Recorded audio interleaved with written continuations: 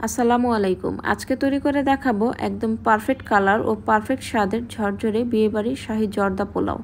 জর্দা পোলাও সাধারণত বিয়েবাড়িতে খাওয়া হয়, মাঝে মধ্যে বাড়িতে তৈরি করে খেতে ইচ্ছে করে।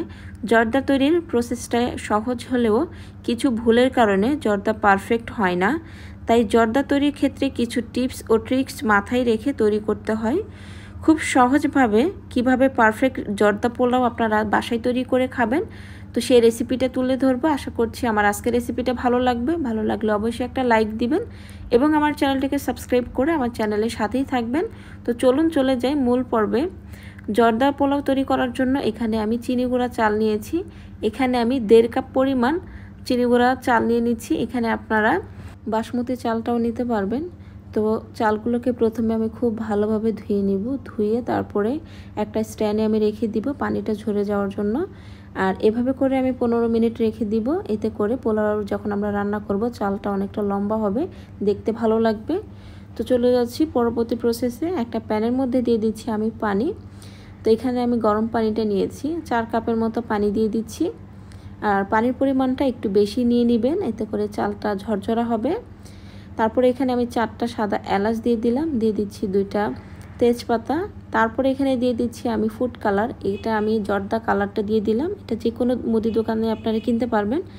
1 চা চামচ পরিমাণ আমি দিয়ে দিয়েছি, দিয়ে খুব ভালোভাবে মিশিয়ে নিয়েছি। তো ঢাকনা দিয়ে আমি এই পানিটাকে বলক উঠিয়ে নিব। তো বলক উঠা হয়ে গেলে যে চালটা আমি ঝরিয়ে নিয়েছিলাম পানিটা, তো সেই চালটা আমি এখানে দিয়ে সাথে সাথে নেড়ে চেড়ে দিতে হবে, নয়তো চালটা দলা পেকে যাবে, ভাতগুলো সব জমাট বেঁধে যাবে। তো আমি এখন আবার ঢেকে দিচ্ছি। ঢেকে আমি এই চালটাকে সেদ্ধ করে নিব। আর এই চালটা বেশি সেদ্ধ করা যাবে না, ভাতটা 80% আমরা সেদ্ধ করে নিব, এর চেয়ে বেশি করা যাবে না। কতটুকু সেদ্ধ করবেন সেটা আমি দেখিয়ে দিচ্ছি। একটা চাল আপনারা হাতে নেবেন বা ভাত নেওয়ার পরে দেখবেন হাত দিয়ে যখন চাপ দিবেন ভেতরে একটা শক্ত কিছুটা থাকবে, এরকম শক্ত দানা থাকবে, তখনই চুলার জালটা নিভিয়ে দিতে হবে। আর বেশিক্ষণ রান্না করা যাবে না, তাহলে ওভারকুক হয়ে যাবে আর জর্দাটা পারফেক্ট হবে না। এগুলো কিন্তু অবশ্যই মাথায় রাখতে হবে। আমি একটা স্ট্যান্ডে দিয়ে পানিটা ঝরিয়ে নিয়েছি। পরবর্তী স্টেপে চলে আসলাম। এখানে আমি 1.5 কাপ পরিমাণ চিনি নিয়ে নিচ্ছি। আর আমি যেহেতু এখানে 1.5 কাপ চাল নিয়েছি, আর মনে রাখতে হবে 1 কাপ চালের জন্য 1 কাপ চিনি যথেষ্ট। আপনারা যেই পাত্র দিয়ে মেপে চালটা দিবেন সেইটা বরাবর আপনারা চিনিটা দিয়ে দিবেন, এতে করে পারফেক্ট হবে। আর এখানে আমি 1/2 কাপ পরিমাণ দিয়ে দিলাম কমলার রস বা মালটার রস, আপনারা যে কোনো একটা দিতে পারবেন। আর এখানে দিয়ে দিচ্ছি আমি 1/2 কাপ পরিমাণ পানি। কমলার খোসা আমি কিছুটা কুচি করে কেটে এখানে দিয়ে দিচ্ছি। এটা দেওয়ার চেষ্টা করবেন, খেতে খুব ভালো লাগে, ফ্লেভারটা খুব ভালো আসে রাইসের মধ্যে। তো সবগুলো উপকরণ আমি খুব ভালোভাবে মিশিয়ে তারপরে আমি এটা জাল হতে দিব, এটা বলক উঠিয়ে নিব। আমি যেটুকু পরিমাণ চাল নিয়েছি সেটুকু পরিমাণে আমি চিনিটা অ্যাড করেছি, আপনারা সেভাবেই দিবেন। এখানে কিছুটা লবঙ্গ এবং 2টা দারচিনি টুকরো দিয়ে দিলাম। চিনি শিরাটা যখন বলক উঠবে তখনই এখানে যে আমরা রাইসটা রান্না করেছি সেটা দিতে হবে। ঠান্ডা অবস্থায় কিন্তু দেওয়া যাবে না, এতে করে রাইসটা নরম হয়ে যাবে আগে থেকেই এবং এটা দলা পেকে যাবে এবং ঝরঝরা হবে না। তো দেখতে পাচ্ছেন আমি রাইসটা দিয়েছি এবং রাইসটা একদম মাখা মাখা হয়েছে চিনির সাথে। তো এখন আমি এখানে দিয়ে দিচ্ছি ঘি। এখানে আমি 3 টেবিল চামচ পরিমাণ ঘি দিয়ে দিচ্ছি। অবশ্যই ঘিটা দেওয়ার চেষ্টা করবেন, চাইলে এখানে আপনারা সয়াবিন তেলটাও দিতে পারবেন, তবে ঘিটা দিলে স্মেলটা খুব ভালো আসে এবং রাইসটা খুব ঝরঝরা হবে। এখন এই রাইসের মধ্যে আমি কিছুটা বাদাম, মোরব্বা, তারপর কিশমিশ দিয়ে দিব, আর এই সময়টাই দিয়ে দিতে হবে। তো দেখতে পাচ্ছেন আমি কিছুটা মোরব্বা নিয়েছি এবং বাদাম কুচি করে কেটে নিয়েছি। আপনারা এখানে যে কোনো ধরনের বাদাম নিতে পারবেন। তো আমি কিছুটা পরিমাণ দিয়ে দিচ্ছি। তো দেওয়ার পরে খুব ভালোভাবে নেড়ে চেড়ে এখন আমি চুলার জালটা মিডিয়াম লো আঁচে রেখে দিব 10 মিনিটের জন্য। আর এই সময়টা একদম হাই করা যাবে না চুলার আঁচটা এবং একদম লো করা যাবে না।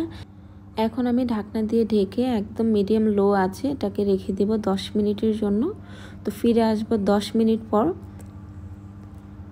10 মিনিট পর ফিরে আসলাম।